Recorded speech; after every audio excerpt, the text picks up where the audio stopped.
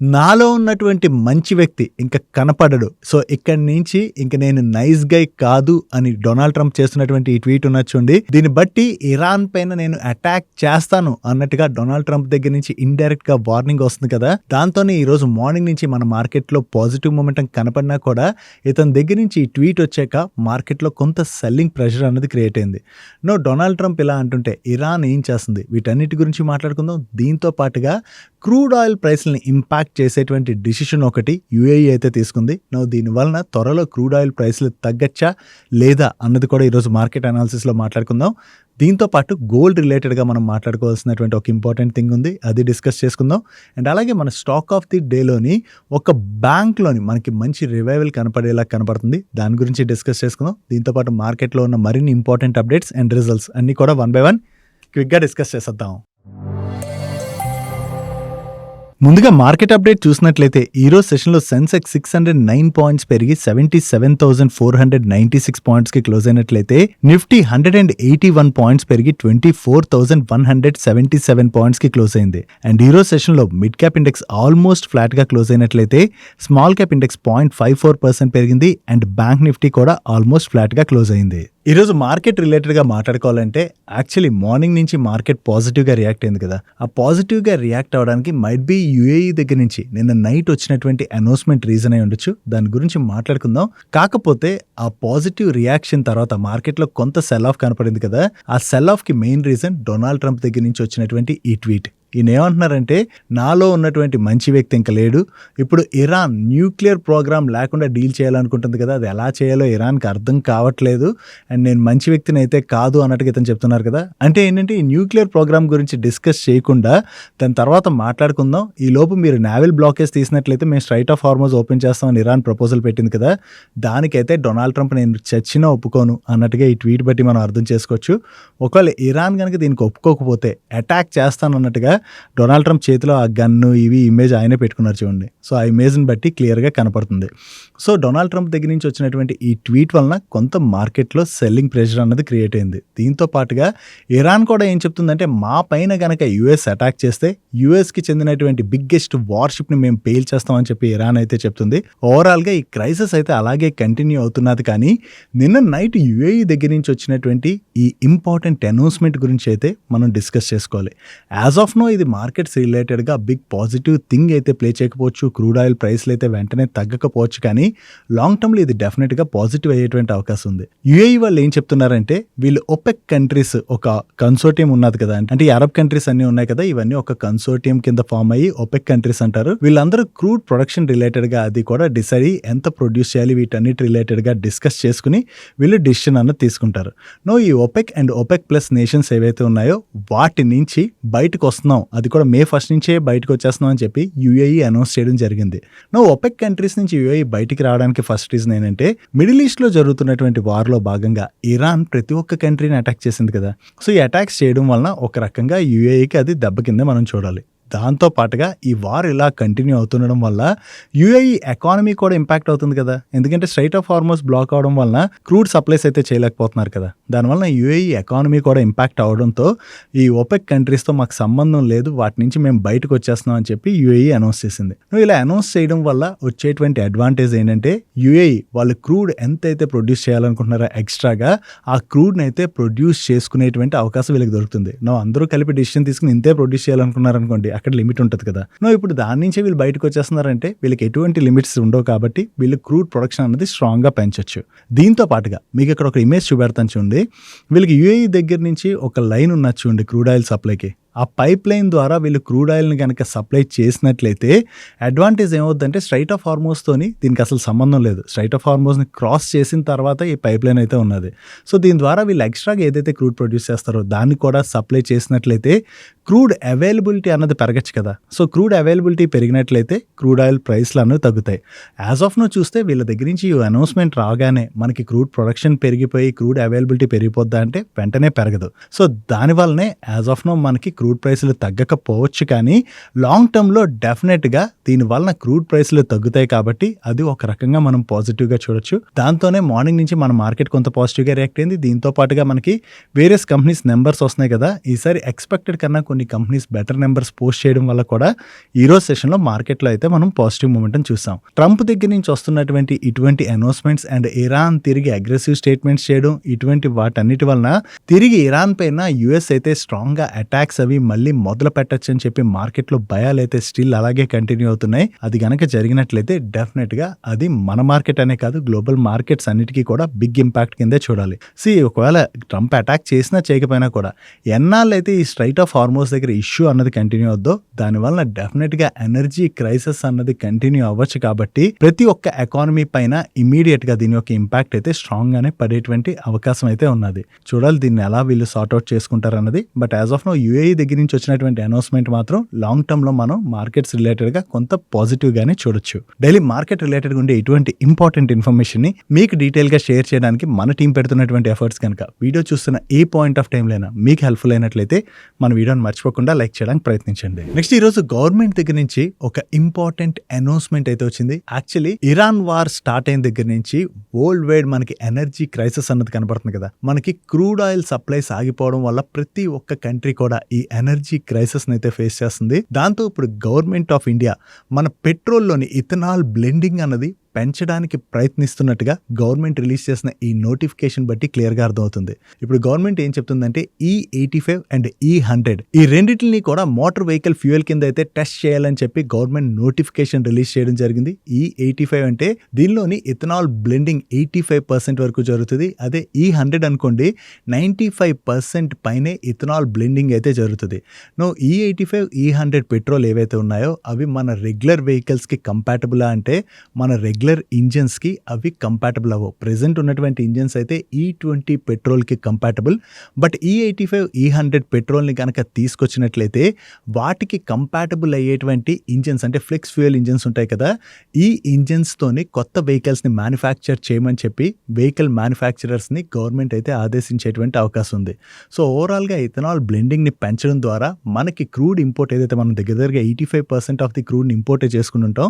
So ఈ crude import డిపెండెన్సీని అయితే తగ్గించుకోవాలని చెప్పి గవర్నమెంట్ ప్రయత్నిస్తున్నట్టుగా మనం అర్థం చేసుకోవచ్చు. ఈవెన్ ఇరాన్ వార్ ఆగిపోయినా కూడా కంప్లీట్గా అంటే వారకు ముందు క్రూడ్ సప్లైస్ ఎలా ఉండేవో అలా తిరిగి స్టార్ట్ అయిపోతాయంటే వెంటనే స్టార్ట్ అవ్వు. దానివల్ల నెక్స్ట్ 2 to 3 years వరకు ప్రతి ఒక్క కంట్రీ ఇబ్బంది పడచ్చు. కాబట్టి గవర్నమెంట్ దీని రిలేటెడ్గా వర్క్ చేస్తున్నట్టుగా మనం అర్థం చేసుకోవచ్చు. సో ఒకవేళ వీటిని సక్సెస్ఫుల్లీ వర్క్ చేసినట్లయితే పాత వెహికల్స్ ఏవైతే ఉంటాయో వాటికి E20 పెట్రోల్ని కంటిన్యూ చేయొచ్చు. ఎందుకంటే అవి E85 E100 ఫ్యూయల్స్కి అయితే కంపాటబుల్ అవ్వవు. కాబట్టి నెక్స్ట్ కొత్త వెహికల్స్ ఏవైతే తయారవుతాయో వాటికి మాత్రం E85 E100 ఇంజన్స్తోని వెహికల్ తయారు చేయాలని చెప్పి గవర్నమెంట్ ఆదేశించేటువంటి అవకాశం అయితే ఉన్నది. నెక్స్ట్ లాస్ట్ 2 yearsలోనూ గోల్డ్ ప్రైస్ భయంకరంగా పెరిగింది కదా. అంతలా పెరిగిన తర్వాత లాస్ట్ 2-3 months నుంచి గోల్డ్ ప్రైస్ లోని కొంత ప్రెషర్ అన్నది చూస్తున్నాం.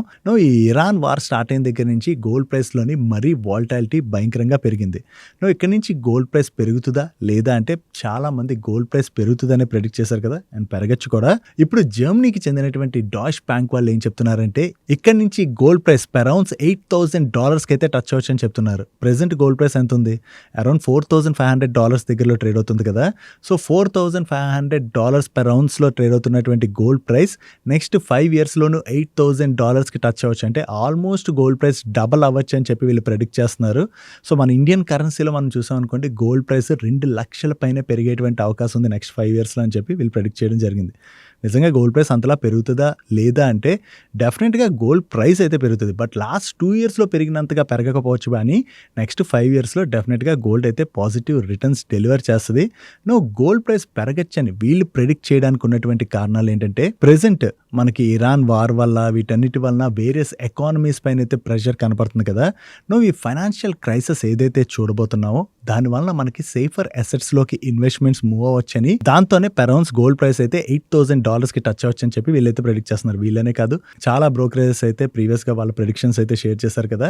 బట్ వీళ్ళైతే ఇంకా స్ట్రాంగ్గా ప్రెడిక్ట్ చేస్తున్నారు ఇంకా ఎక్కువగా పెరగచ్చు అని చెప్పి. డెఫినెట్గా గోల్డ్ అయితే పెరుగుతుంది, బట్ అంతే పెరుగుతుందా లేదా అన్నది మనం చూడలేం. కానీ ఎవరైనా గోల్డ్లో ఫ్రెష్గా ఇన్వెస్ట్ చేయాలనుకున్నారనుకోండి ఒకసారి ఇన్వెస్ట్ చేయకుండా ఏంటంటే కొంచెం స్టాగర్డ్ మేనర్లో SIP రూట్ అది సెలెక్ట్ చేసుకుని అయితే ఇన్వెస్ట్ చేయొచ్చు. ఎందుకంటే ఇక్కడ నుంచి గోల్డ్ వెంటనే పెరుగుతుందా అంటే షార్ట్ టర్మ్లో డెఫినెట్గా గోల్డ్ పైన అయితే ఇంపాక్ట్ ఉంటుంది. ఎందుకంటే ఈ వార్ ఏదైతే జరుగుతుందో దానివలన మనకి ప్రతి కంట్రీలో ఇన్ఫ్లేషన్ పెరుగుతుంది కదా. ఇన్ఫ్లేషన్ పెరగడం వల్ల రేట్ కట్స్ అనేవి డిలే అవుతాయి. రేట్ కట్స్ డిలే అయినట్లయితే డెఫినెట్గా అది గోల్డ్కి కూడా ఇంపాక్ట్ అవుతుంది. కాబట్టి షార్ట్ టర్మ్లో గోల్డ్ రిలేటెడ్గా కొంత నెగిటివే కానీ లాంగ్ టర్మ్లో మనం ఆలోచించినట్లయితే డెఫినెట్గా గోల్డ్ అయితే పాజిటివ్ రిటర్న్స్ డెలివర్ చేస్తుంది. Next coming to the stock of the day. ఈ రోజు స్టాక్ ఆఫ్ ది డేలోని బంధన్ బ్యాంక్ గురించి మాట్లాడుకోవాలి. వీళ్ళ రిజల్ట్స్ అయితే వచ్చాయి, వాటన్నిటి గురించి డిస్కస్ చేసుకుందాం. దీంతో పాటుగా అసలు బంధన్ బ్యాంక్ రిలేటెడ్గా ఉన్నటువంటి ప్రీవియస్ ఇష్యూ ఏంటో మనకు అర్థమైనట్లయితే ఇప్పుడు బ్యాంక్ లోని రికవరీ కనపడచ్చు అని చెప్పి ఎందుకు అనిపిస్తుంది అన్నది క్లియర్ గా అర్థమవుతుంది. ఫస్ట్ థింగ్, ఈ బంధన్ బ్యాంక్ వాళ్ళు ఏంటంటే చాలా చిన్న చిన్న ఎంటర్ప్రైజెస్ ఉంటాయి కదా, అవే ఎమర్జింగ్ ఎంటర్ప్రైజెస్ ఉంటాయి కదా, ఈ ఎమర్జింగ్ ఎంటర్ప్రైజెస్ కి ఎక్కువగా లోన్స్ ఇచ్చేవారు. యాక్చువల్లీ మనకి పెద్ద కంపెనీస్కి లోన్ ఇచ్చామనుకోండి, మనకేంటి ఇంట్రెస్ట్ రేట్ తక్కువగా వస్తుంది, ఎందుకంటే అక్కడ మనకి రిస్క్ తక్కువ ఉంటుంది కాబట్టి. అదే మనకి ఎమర్జింగ్ ఎంటర్ప్రైజెస్కి లోన్ ఇచ్చామనుకోండి, అక్కడ మనకి ఇంట్రెస్ట్ రేట్ ఎక్కువ ఉంటుంది కదా, ఎందుకంటే హై రిస్క్, అక్కడ డిఫాల్ట్ ఛాన్సెస్ ఎక్కువ ఉంటాయి కాబట్టి వాళ్ళ దగ్గర నుంచి ఇంట్రెస్ట్ రేట్ అన్నది ఎక్కువగా చార్జ్ చేస్తారు. ఈ బంధన్ బ్యాంక్ వాళ్ళు ఏంటంటే ఈ ఎమర్జింగ్ ఎంటర్ప్రైజెస్ కి ప్రీవియస్ గా లోన్స్ ఇస్తూ మంచి ఇంట్రెస్ట్ రేట్ చార్జ్ చేస్తూ ఆ టైంలోని బ్యాంక్ అయితే చాలా స్ట్రాంగ్ గా గ్రో అవడంతో ఆల్మోస్ట్ కోవిడ్ కన్నా ముందు స్టాక్ లోనైతే మంచి పాజిటివ్ మూమెంటమే కనపడింది. కాకపోతే దాని తర్వాత గవర్నమెంట్ మారిటోరియం రిలేటెడ్ గా తీసుకున్నటువంటి డిసిషన్ కావచ్చు, ఎస్పెషల్లీ వీళ్ళు వెస్ట్ బెంగాల్, అస్సాం ఇక్కడ ఎక్కువగా ఆపరేట్ చేస్తుంటారు కదా, సో ఇక్కడ స్టేట్ గవర్నమెంట్స్ తీసుకున్నటువంటి డిసిషన్స్ ఇటువంటి వాటి అన్నిటి వలన కూడా ఓవరాల్ గా మనకి ఎవరైతే బారోవర్స్ ఉంటారో ఈ బారోవర్స్ యొక్క రీపేమెంట్ ప్యాటర్న్ అనేది దెబ్బతిన్నదంటే వాళ్ళకి మారిటోరియం ఇలాంటి అనౌన్స్మెంట్స్ వచ్చిన తర్వాత లోన్ తీసుకున్న వాళ్ళు సరిగ్గా రీపే చేయకపోవడం ఇటువంటివి జరిగాయి. దట్టు వీళ్ళు లోన్స్ ఎవరికి ఇచ్చారు, ఎమర్జింగ్ ఎంటర్ప్రైజెస్ కదా, సో అక్కడి నుంచి లోన్ కలెక్ట్ చేయాలన్నా కూడా టఫ్ అవుతుంది, హై రిస్క్ బిజినెస్ ఇది. సో అలా లోన్ డిఫాల్ట్స్ పెరగడంతో బంధన్ బ్యాంక్ పైన స్ట్రెస్ అనేది ఆ టైంలో భయంకరంగా పడింది. దాంతోనే అక్కడి నుంచి కంటిన్యూస్ గా బంధన్ బ్యాంక్ స్టాక్ లోని మనం ప్రెషర్ చూసాం. దాని తర్వాత రీసెంట్ క్వార్టర్స్ లో మీరు అబ్జర్వ్ చేసినట్లయితే వీళ్ళ నెంబర్స్ లో కొంత రికవరీ కనబడుతుంది. ఈవెన్ ఈ క్వార్టర్ లో కూడా మీరు నెంబర్స్ చూసారనుకోండి, వీళ్ళ టోటల్ డిపాజిట్స్ లో కావచ్చు, వీళ్ళ గ్రాస్ అడ్వాన్సెస్ లో కావచ్చు చాలా మంచి గ్రోత్ కనిపిస్తుంది. అండ్ అలాగే వీళ్ళ టోటల్ రెవెన్యూస్ లో గ్రోత్ డెలివర్ చేశారు, ప్యాట్ లో గ్రోత్ డెలివర్ చేశారు, and gross NPA, net NPA కూడా తగ్గింది. ఇది ఈ క్వార్టర్ లోనే కాదు, ప్రీవియస్ క్వార్టర్ లో కూడా సిమిలర్లీ వీళ్ళ నెంబర్స్ లో ఇటువంటి గ్రోతే కనపడింది. దీంతో పాటుగా మనం ఇందాక మాట్లాడుకున్నాం కదా, వీళ్ళ డబుల్ ఈ బుక్ అంటే ఎమర్జింగ్ ఎంటర్ప్రైజ్ బుక్ ఏదైతే ఉందో దీన్ని కంటిన్యూస్ గా వీళ్ళు రెడ్యూస్ చేసుకుంటూ వస్తున్నారు. ఎందుకంటే ఇక్కడే హై రిస్క్ ఉన్నది, దీనివల్ల వీళ్ళపైన ఎక్కువ ఇంపాక్ట్ పడుతుంది కదా, దాన్ని అయితే కంటిన్యూస్ గా తగ్గించుకుంటూ వస్తున్నారు. కాబట్టి ఫ్యూచర్ లోని ఆ రిస్క్ వీళ్ళపైన తగ్గుతుంది. సో ఒకటి అది బ్యాంక్ రిలేటెడ్ గా పాజిటివ్ అవుతుంది. దీంతో పాటుగా ఈ emerging enterprise book collection efficiency కూడా వీళ్ళు పెరిగింది. సో ఓవరాల్ గా ఈ రికవరీ ఏదైతే కనపడుతుందో దాంతోనే ఈ రోజు సెషన్ లో స్టాక్ లో మనకి అంత పాజిటివ్ మూమెంటం కనపడింది. సో ఇక్కడి నుంచి కూడా వీళ్ళు ఈ ఎమర్జింగ్ ఎంటర్ప్రైజ్ బిజినెస్ యొక్క ఎక్స్పోజర్ ఏదైతే ఉందో దాన్ని కంటిన్యూస్ గా తగ్గించుకుంటూ వెళ్ళి remaining business like home loans కావచ్చు, రిమైనింగ్ అదర్ బిజినెస్లు ఉంటాయి కదా, వాటిలో గ్రోత్ కనుక డెలివర్ చేశారనుకోండి, డెఫినెట్ గా స్టాక్ లో అయితే రికవరీ కనపడేటువంటి అవకాశం ఉన్నది. సో కమింగ్ క్వార్టర్స్ లో కూడా ఈ రికవరీ ఇలాగే కంటిన్యూ అవుతుందా లేదా అన్నది మనం చూడాలి. అలాగే కంటిన్యూ అయింది అనుకోండి, డెఫినెట్ గా అది బంధన్ బ్యాంక్ అయితే పాజిటివ్ కానుంది. నెక్స్ట్ సిగరెట్ మ్యానుఫ్యాక్చరర్స్ అయినటువంటి ఐటీసీ, గాడ్ఫ్రే ఫిలిప్స్ రిలేటెడ్ గా మాట్లాడుకోవాలి. Actually government of India tobacco products పైన ఎక్సైజ్ డ్యూటీని పెంచిన తర్వాత ఈ సిగరెట్ మ్యానుఫ్యాక్చరర్స్ ఏం చేశారు, వీళ్ళకి చెందినటువంటి వేరే సిగరెట్ ప్రైస్లు అయితే పెంచారు కదా. సో ఆ సిగరెట్ ప్రైస్లు పెంచిన తర్వాత రీసెంట్ గా వీళ్ళ premium cigarettes like king cigarettes ఇవి ఉంటాయి కదా, వాటి సేల్స్ అయితే లాస్ట్ మంత్ లోని తగ్గాయి. అండ్ అలాగే ఈ ఏప్రిల్ మంత్ లోని తగ్గినట్టుగా రిపోర్ట్స్ అయితే వచ్చాయి. వాటి గురించి మనం మాట్లాడుకున్నాం కదా. సో ఈ సేల్స్ తగ్గిన తర్వాత కూడా ఇప్పుడు ఐటీసీ వాళ్ళు వీళ్ళ గోల్డ్ ఫ్లాగ్ ప్రీమియం సిగరెట్స్ ఏవైతే ఉన్నాయో ఈ సిగరెట్ ప్యాక్ ప్రైస్ ని ప్రెసెంట్ 115 రూపీస్ ఉన్నది ఈ ప్యాక్ ప్రైస్, దాన్ని 135 రూపీస్ కి May 1 నుంచి పెంచబోతున్నట్టుగా మీడియా ప్లాట్ఫామ్స్ అయితే రిపోర్ట్ చేస్తున్నాయి. సో ఫస్ట్ అయితే వీళ్ళ ప్రీమియం సిగరెట్ ప్రైస్లు భయంకరంగా పెంచారు. ఇప్పుడు రిమైనింగ్ సిగరెట్ ప్రైస్లు కూడా వీళ్ళు పెంచుతున్నారన్న ఈ అప్డేట్ తో ఈ రోజు సెషన్ లోని ఐటీసీ స్టాక్ పాజిటివ్ గా రియాక్ట్ అయింది. అండ్ అలాగే మరొక సిగరెట్ మ్యానుఫ్యాక్చర్ అయినటువంటి గాడ్ఫ్రే ఫిలిప్స్, ఈ రెండు స్టాక్స్ కూడా పాజిటివ్ గా రియాక్ట్ అయ్యాయి. కాకపోతే ఇప్పుడు వీళ్ళకి చెందినటువంటి వేరే సిగరెట్ ప్రైస్లు ఇలా పెంచుతున్నారు కదా, ఇలా పెంచడం వలన మనకి అన్రెగ్యులేటెడ్ మార్కెట్ ఏదైతే ఉంటుందో ఈ మార్కెట్ సైడ్ కస్టమర్స్ మూవ్ అయ్యేటువంటి అవకాశం అయితే ఉన్నది. యాక్చువల్లీ మనకి ఫారెన్ నుంచి చాలా సిగరెట్స్ ని ఇంపోర్ట్ చేసి తక్కువ ప్రైస్ కి ఇండియాలో అది సెల్ చేస్తుంటారు కదా, అటు సైడ్ కనుక కస్టమర్స్ మూవ్ అయినట్లయితే డెఫినెట్ గా వీళ్ళ సేల్స్ అయితే తగ్గచ్చు, దానివల్ల వీళ్ళ నెంబర్స్ కూడా ఇంపాక్ట్ అవుతాయి. కాబట్టి అది వీళ్ళకి నెగిటివ్ అయ్యేటువంటి అవకాశం ఉంది. సో కంటిన్యూస్ గా ప్రైసులు పెరుగుతున్నాయి కదా, సో కస్టమర్స్ ఎటు మూవ్ అవుతారు అన్నది మనకి 1-2 క్వార్టర్స్ లో తెలియటువంటి అవకాశం అయితే ఉన్నది. సో నెక్స్ట్ 1-2 క్వార్టర్స్ వీళ్ళ వాల్యూమ్స్ ఎలా చేంజ్ అవుతున్నాయి అంటే వాల్యూమ్స్ పెరుగుతున్నాయా లేదా తగ్గుతున్నాయా అన్నది మనం ట్రాక్ చేయడం ఇంపార్టెంట్. నెక్స్ట్ ఈ రోజు సెషన్ లోని KFC, పిజ్జా హట్ లాంటి క్విక్ చైన్ సర్వీస్ రెస్టారెంట్స్ ను ఆపరేట్ చేసే sapphire foods and Devyani international ఈ రెండు స్టాక్స్ లో పాజిటివ్ మూమెంటం కనపడింది కదా. దానికి రీజన్ ఈ సఫైర్ ఫుడ్స్ వాళ్ళు నిన్న వీళ్ళ రిజల్ట్స్ అనౌన్స్ చేశారు కదా. ఈ రిజల్ట్స్ అనౌన్స్ చేసిన తర్వాత ఈ రోజు సఫైర్ ఫుడ్స్ రిలేటెడ్ గా వేరియస్ బ్రోకరేజెస్ కొంత పాజిటివ్ రేటింగ్ ఇచ్చి, ఎస్పెషల్లీ ఎంకే వాళ్ళు సఫైర్ ఫుడ్స్ కి బై రేటింగ్ ఇచ్చి టార్గెట్ ప్రైస్ 300 రూపీస్ గా ఫిక్స్ చేయడం జరిగింది. అంటే నిన్నటి క్లోజింగ్ ప్రైస్ తో కంపేర్ చేస్తే సఫైర్ ఫుడ్స్ స్టాక్ 72% వరకు పెరగచ్చు అని చెప్పి వీళ్ళు ఎక్స్పెక్ట్ చేస్తున్నారు. దానికి కారణం వీళ్ళ KFC బిజినెస్ లో కనపడుతున్నటువంటి రివైవల్. మెయిన్లీ KFC బిజినెస్ లోని గ్రోత్ అయితే స్టార్ట్ అయిందని, అండ్ లాస్ట్ 11 క్వార్టర్స్ నుంచి వీళ్ళు సేమ్ స్టోర్ సేల్స్ గ్రోత్ లోని పెద్దగా ఇంప్రూవ్మెంట్ కనపడకపోయినా ఈ Q4 లోని వీళ్ళ సేమ్ స్టోర్ సేల్స్ గ్రోత్ అయితే ఇంప్రూవ్ అయిందని, అండ్ అలాగే వీళ్ళ KFC మార్జిన్స్ కూడా ఇంప్రూవ్ అయ్యాయని, ఇకపైన ఇక్కడ నుంచి మేనేజ్మెంట్ కంటిన్యూస్ గా స్ట్రాంగ్ ఫోకస్ చేసినట్లయితే వీళ్ళ బిజినెస్ బాగానే గ్రో అయ్యేటువంటి అవకాశం ఉన్నదని షేర్ చేస్తూ ఈ స్టాక్ కి బై రేటింగ్ ఇచ్చి టార్గెట్ ప్రైస్ ని 300 రూపీస్ గా ఫిక్స్ చేయడం జరిగింది. వీళ్ళతో పాటు అదర్ బ్రోకరేజెస్ కూడా ఈ సఫైర్ ఫుడ్స్ కి పాజిటివ్ రేటింగ్ ఇవ్వడంతో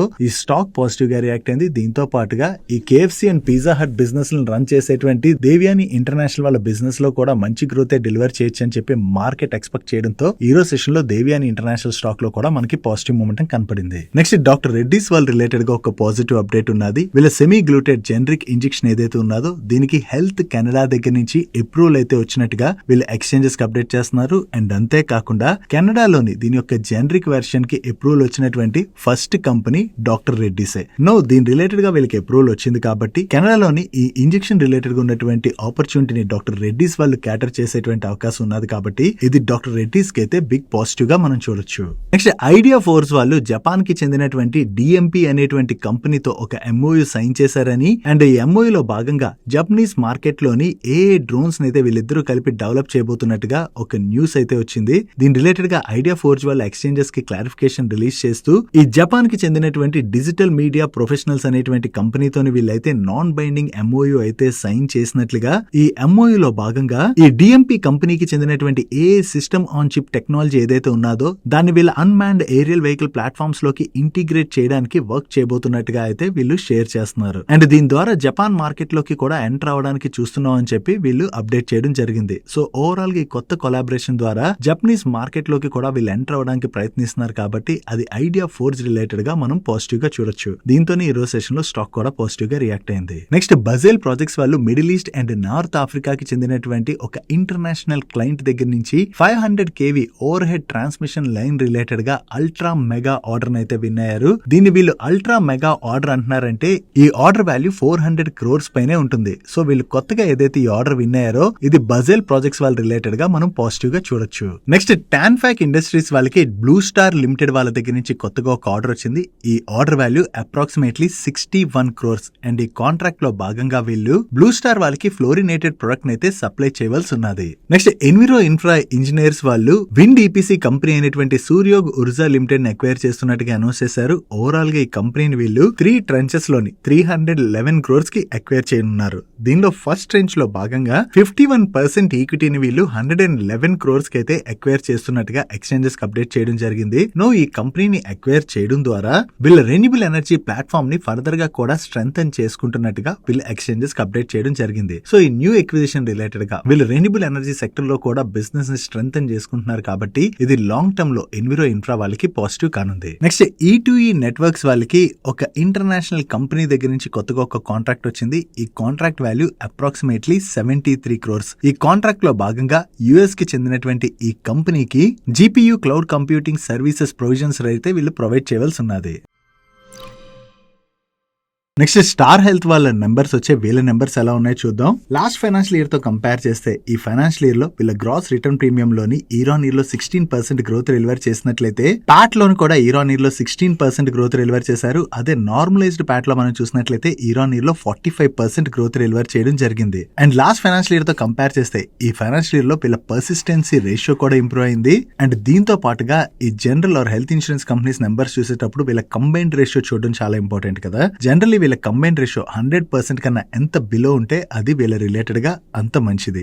లాస్ట్ ఫైనాన్షియల్ ఇయర్ లో వీళ్ళ కంబైన్ రేషియో 101.1% గా ఉండేది. అది ఈ ఫైనాన్షియల్ ఇయర్ కి 98.8% కి తగ్గింది, which is good. And last financial year తో కంపేర్ చేస్తే ఈ ఫైనాన్షియల్ ఇయర్ లోని వీళ్ళ లాస్ రేషియో కూడా తగ్గింది.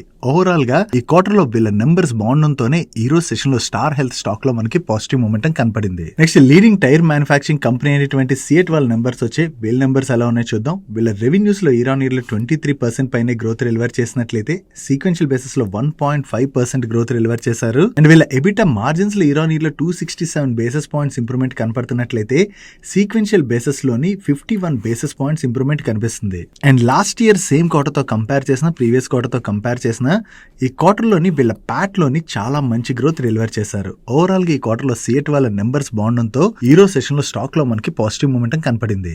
నెక్స్ట్ ఈ రోజు మార్కెట్ క్లోజ్ అయిన తర్వాత RNIT వాళ్ళ నెంబర్స్ వచ్చి వీళ్ళ నెంబర్స్ ఎలా ఉన్నాయో చూద్దాం.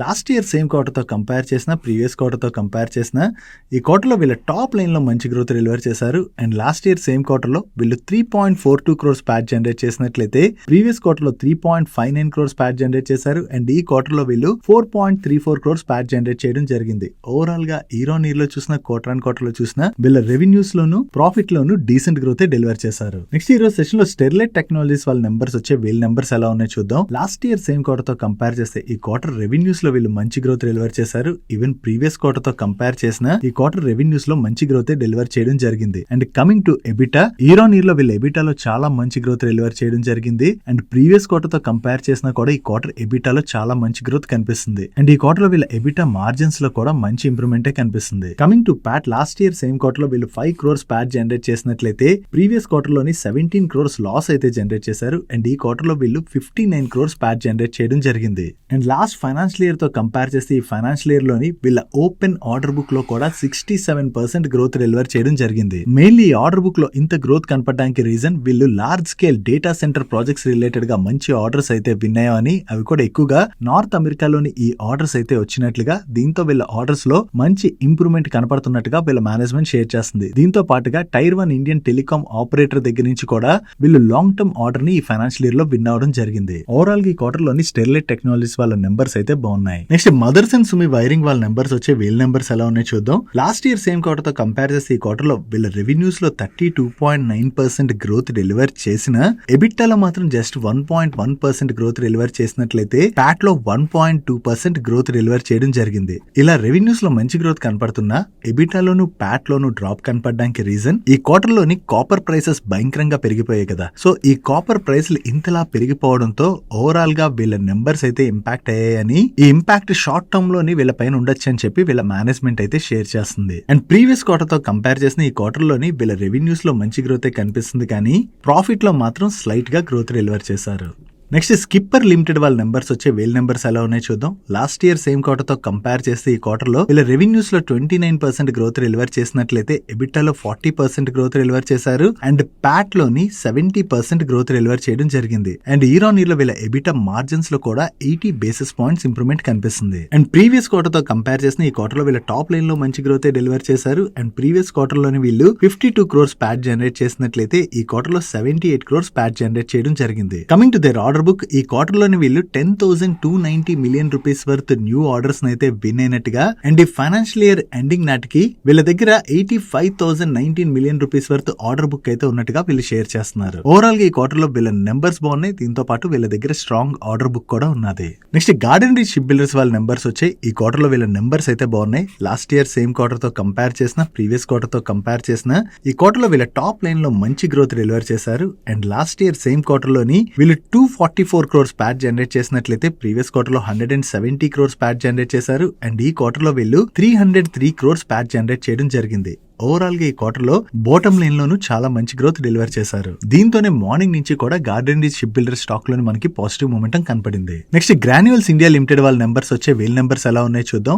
వీళ్ళ రెవెన్యూస్ లో ఇయర్ ఆన్ ఇయర్ లో 23% గ్రోత్ డెలివర్ చేసినట్లయితే సీక్వెన్షియల్ బేసిస్ లో 6% గ్రోత్ డెలివర్ చేశారు. అండ్ ఎబిటాలో కూడా ఇయర్ ఆన్ ఇయర్ లో చూసినా సీక్వెన్షియల్ బేసిస్ లో చూసినా మంచి ఇంప్రూవ్మెంట్ కనిపిస్తుంది. అండ్ ఈవెన్ ఈ క్వార్టర్ లోని వీళ్ళ ఎబిటా మార్జిన్స్ కూడా బాగా ఇంప్రూవ్ అయ్యాయి. And coming to Pat, year on year లో వీళ్ళ ప్యాట్ లోని 33% గ్రోత్ డెలివర్ చేసినట్లయితే సీక్వెన్షియల్ బేసిస్ లో 34% గ్రోత్ డెలివర్ చేశారు. అండ్ ఈ క్వార్టర్ లో వీళ్ళ ప్యాట్ మార్జిన్స్ లో కూడా మంచి ఇంప్రూవ్మెంటే కనిపిస్తుంది. నెక్స్ట్ ఈ రోజు సెషన్ లో వేదాంత వాళ్ళ నెంబర్స్ వచ్చాయి. ఈ క్వార్టర్ లో వీళ్ళ నెంబర్స్ అయితే బాగున్నాయి. వీళ్ళ రెవెన్యూస్ లోని ఇయర్ ఆన్ ఇయర్ లోని 29% గ్రోత్ డెలివర్ చేసినట్లయితే సీక్వెన్షియల్ బేసిస్ లో 12% గ్రోత్ డెలివర్ చేశారు. అండ్ ఎబిటాలో ఇయర్ ఆన్ ఇయర్ లో 59% గ్రోత్ డెలివర్ చేసినట్లయితే సీక్వెన్షియల్ బేసిస్ లో 22% గ్రోత్ డెలివర్ చేయడం జరిగింది. అండ్ ఈ క్వార్టర్ లో వీళ్ళ ఎబిటా మార్జిన్స్ లోని ఇయర్ ఆన్ ఇయర్ లో చూసిన సీక్వెన్షియల్ బేసిస్ లో చూసిన మంచి ఇంప్రూవ్మెంట్ కనిపిస్తుంది.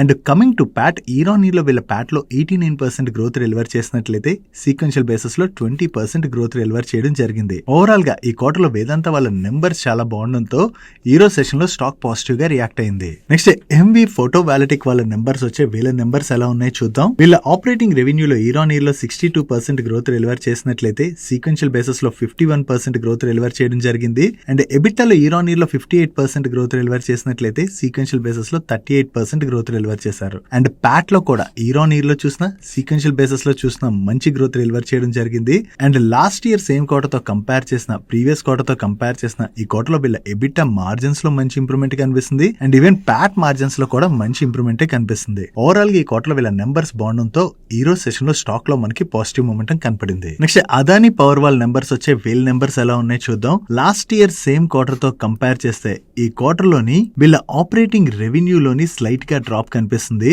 But last year same quarter లో వీళ్ళు 2599 crores ప్యాట్ జనరేట్ చేసినట్లయితే ఈ క్వార్టర్ లోని 4271 crores ప్యాట్ జనరేట్ చేశారు. ఇక్కడ రెవెన్యూస్ లో స్లైట్ గా డ్రాప్ కనపడుతున్నా ప్యాట్ లో గ్రోత్ కనపడడానికి రీజన్ మీరు ఇక్కడ అబ్జర్వ్ చేయొచ్చు. లాస్ట్ ఇయర్ సేమ్ క్వార్టర్ తో కంపేర్ చేస్తే ఈ క్వార్టర్ లోని వీళ్ళ అదర్ ఇన్కమ్ కాంపోనెంట్ అనేది సిగ్నిఫికెంట్ గా పెరిగింది. సో ఈ అదర్ ఇన్కమ్ కాంపోనెంట్ ఇంతలా పెరగడంతోనే మనకి టాప్ లైన్ లో డ్రాప్ కనపడుతున్న బాటమ్ లైన్ లోని ఇంప్రూవ్మెంట్ కనిపిస్తుంది. ఓవరాల్ గా చూసుకుంటే ఇయర్ ఆన్ ఇయర్ లో వీళ్ళ నెంబర్స్ లో అదాని పవర్ వాళ్ళు పెద్దగా గ్రోత్ అయితే డెలివర్ చేయలేదు. ఈ అదర్ ఇన్కమ్ కాంపోనెంట్ యాడ్ అవ్వకుండా అండ్ అలాగే ట్యాక్స్ ఎక్స్పెన్సెస్ కూడా ఈ క్వార్టర్ లో తగ్గకపోయి ఉంటే వీళ్ళ ప్రాఫిట్ లో డెఫినెట్ గా డ్రాప్ కనపడేది. That's it for today's daily మనిషి. ఈ రోజు డైలీ మనిషిలో మేము షేర్ చేసిన ఇన్ఫర్మేషన్ మీకు హెల్ప్ఫుల్ అయినట్లయితే మన వీడియోని లైక్ చేస్తూ ఛానల్ సబ్స్క్రైబ్ చేసుకోవడం మర్చిపోకండి. నేను చంద్రశేఖర్ పత్రి మరొక ఇంట్రెస్టింగ్ వీడియోతో కలుద్దాం. Good night.